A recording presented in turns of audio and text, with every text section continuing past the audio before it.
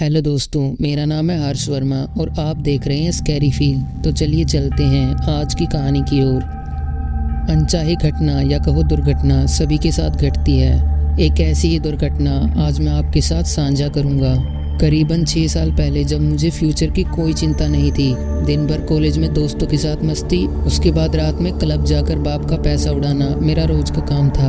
एक ऐसी ही रात जब मैं क्लब में ऐश कर रहा होता हूँ, उस समय मैं इतनी ज्यादा नशे की हालत में होता हूँ कि मुझे कुछ होश खबर नहीं होती।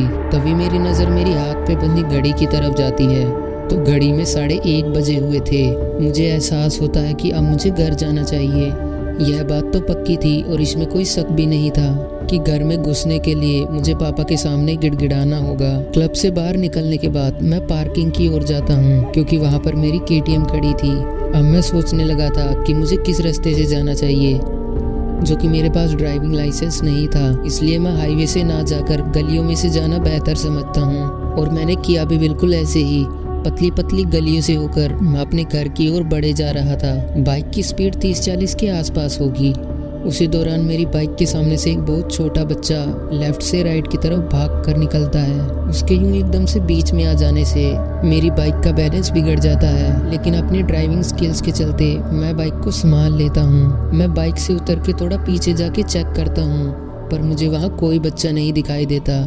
चौंकने वाली बात थी कि इतनी रात गए वो बच्चा यूं अचानक रोड पे कैसे आ गया। मान लो एक बार आ भी गया तो कहाँ से, क्योंकि उस गली में केवल दुकानें थी, ना कि किसी का मकान। आज मैंने कुछ ज्यादा ही पी ली है, ये सोचकर मैं अपनी बाइक की ओर बढ़ने लगता हूँ। पास पहुँचने के बाद जब मैं बाइक को ध्यान से देखता हूँ तो वही बच्चा बाइक के ऊपर बैठा होता है। मुझे छोटे बच्चे काफी पसंद थे। मैं उसके करीब जाकर बोलता हूँ, उले ले ले बच्चा मेरा, केटीएम चलाएगा, गियर तक पैर पहुँचता है तेरा। मेरे इतना कहते ही बच्चा मेरी तरफ पलट कर देखता है। उसे देखते ही मेरा सारा नशा उतर जाता है। उस बच्चे की एक आँख चेहरे से निकली हुई थी और वो हवा में लटकी हुई थी। उसके दांत मानो किसी चुड़ैल के नाखून। उस बच्चे का पूरा चेहरा जगह जगह से कटा हुआ था। मैं जोर से चिल्लाकर उस बच्चे से दूर भागने लगता हूँ। तभी मेरा पैर रोड पर पड़े एक पत्थर से टकरा जाता है। तभी मैं बहुत तेजी से रोड पे गिरता हूँ। उसी पत्थर का एक नुकीला सिरा मेरे पैर में बहुत बुरी तरह घुस जाता है। रोड पे पड़ा हुआ मैं असहनीय दर्द को झेल रहा था। उसी दौरान वो मनहूस बच्चा मेरे करीब आने लगा। मैं बहुत कोशिश कर रहा था खड़े होने की, लेकिन ऐसा लग रहा था जैसे मेरे पाँव ने मेरा साथ देना छोड़ दिया हो। उस बच्चे या कहो उस शैतान को अपने करीब आता देख मैं अपनी आंखें बंद कर भगवान को याद करने लगता हूँ। लगभग 1 मिनट बाद जब मुझे लगता है कि मेरे आसपास कोई हलचल नहीं हो रही, मैं आंखें खोलता हूँ तो वो बच्चा वाकई में मुझे कहीं नहीं दिखाई देता। उसे वहाँ ना देखकर मैं चैन की सांस लेता हूँ। अपने हाथों से मैं पैर में घुसे हुए पत्थर को बाहर निकालता हूँ। अपनी जेब से फोन निकालकर मैंने पापा के पास फोन मिलाया, लेकिन देर रात होने के कारण लगता है वो बहुत गहरी नींद में होंगे, जिस कारण वो फोन नहीं उठाते। मैं हिम्मत करके खड़ा होता हूँ और लंगड़ाते हुए अपनी बाइक के पास पहुंचता हूँ। बाइक पे बैठने के बाद मुझे एहसास होता है कि मेरे पास बाइक की चाबी नहीं है। तभी मुझे साइड मिरर में दिखाई देता है कि वो बच्चा मेरे साथ बाइक पर पीछे बैठा हुआ है। वो अपना हाथ मेरी तरफ लाता है, क्योंकि बाइक की चाबी उसी के पास थी।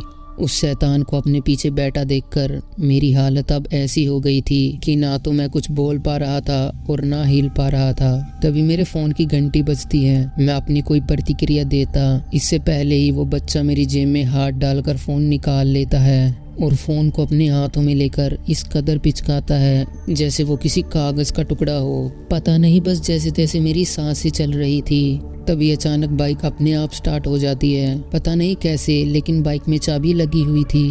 बगैर कुछ सोचे समझे मैं सीधा गियर डालता हूँ और इतनी जोर से रेस देता हूँ कि वो बच्चा उछलकर वहीं नीचे जमीन पर गिर जाता है। मेरे डर का अंदाजा इस बात से लगाया जा सकता है कि उन पतली पतली गलियों में मैं 5वें गियर पे बाइक चला रहा था। तेज स्पीड में मैं अपने घर की तरफ बढ़े जा रहा था। तभी एकदम से वही बच्चा मेरी बाइक के सामने आकर खड़ा हो जाता है, लेकिन मैं भी बिना स्पीड को कम किए उसे टक्कर मार के उसके ऊपर से बाइक को निकाल देता हूँ। मैं घर से बस 4-5 गली ही दूर था, लेकिन अचानक पता नहीं कैसे बाइक के दोनों टायर पंचर हो जाते हैं। साइड मिरर में मुझे दिखता है कि जिस बच्चे के ऊपर से मैंने बाइक निकाल दी थी, वो बच्चा अपने हाथ में कुल्हाड़ी लिए लंगड़ाता हुआ मेरी तरफ आ रहा है, जो कि घर अब मेरे पास ही था। तो मैं बाइक से नीचे उतरकर घर की ओर भागने लगता हूँ, जहाँ मेरे पाँव का दर्द थोड़ा कम हुआ था। भागने की वजह से फिर से खून बहने लगता है, लेकिन मैं उसकी बगैर परवाह किए भागे जा रहा था। और वहीं दूसरी तरफ जहाँ वो बच्चा पहले लंगड़ा कर चल रहा था,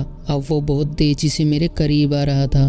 उसका चेहरा पहले से भी ज्यादा डरावना हो चुका था। मेरे ठीक सामने पे मुझे मेरा घर दिखाई दे जाता है। घर के दरवाजे पे पहुंच मैं जोर जोर से दरवाजे को पीटे जा रहा था। मैं देखता हूँ तो पता चलता है कि अभी भी वो बच्चा भागते हुए मेरे पास आ रहा है।